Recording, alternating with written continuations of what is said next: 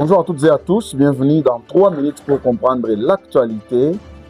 Voici l'essentiel de ce samedi 22 août avec un regard sur la RDC, les provinces, l'Afrique et le monde. On commence en RDC avec la coopération militaire. Kinshasa et Bangui ont signé 2 mémorandums sur la formation et les renseignements militaires. La Centrafrique assure qu'elle ne servira jamais de base arrière à une attaque contre la RDC. Les 2 pays veulent notamment renforcer les échanges d'informations et les capacités de leur armée. Restons en RDC avec la SNEL. La Société nationale d'électricité a publié la liste des candidats présélectionnés après les 2 tests organisés en juillet. Les candidats concernés devront déposer leur dossier entre lundi et vendredi prochain.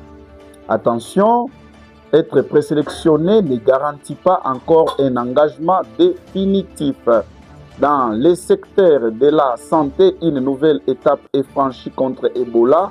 Plus de 16 000 doses de vaccins doivent arriver à Kinshasa pour renforcer la riposte. Cette annonce intervient alors que l'épidémie reste particulièrement meurtrière dans le pays. Direction maintenant les lois là-bas, à Kakanda, dans les territoires de Lubudi, un accident de la route a fait 6 morts, dont 2 chefs de terre. Le véhicule transportait 10 personnes et a terminé sa course dans un bassin. Les causes exactes du drame ne sont pas encore connues.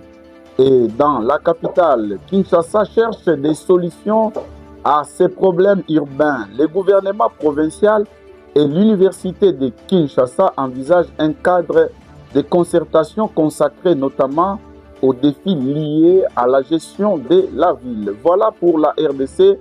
Quittons maintenant le pays pour l'Afrique. En Tanzanie, l'opposant Tundu Lissu continue de dénoncer le caractère politique de son procès.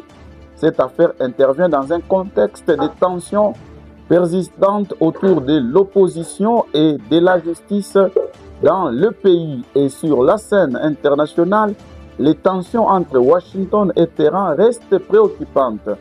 Les États-Unis préparent de nouvelles sanctions contre l'Iran, tandis que Téhéran menace de riposter. Cette confrontation pourrait avoir des conséquences sur l'économie mondiale, notamment sur le marché de l'énergie. Voilà l'essentiel de l'actualité. Et vous, quelle information vous paraît la plus importante aujourd'hui? La coopération militaire, Ebola, l'emploi ou l'accident au Lualaba? Dites-nous votre avis en commentaire. C'était 3 minutes pour comprendre l'actualité sur On en parle TV. À demain.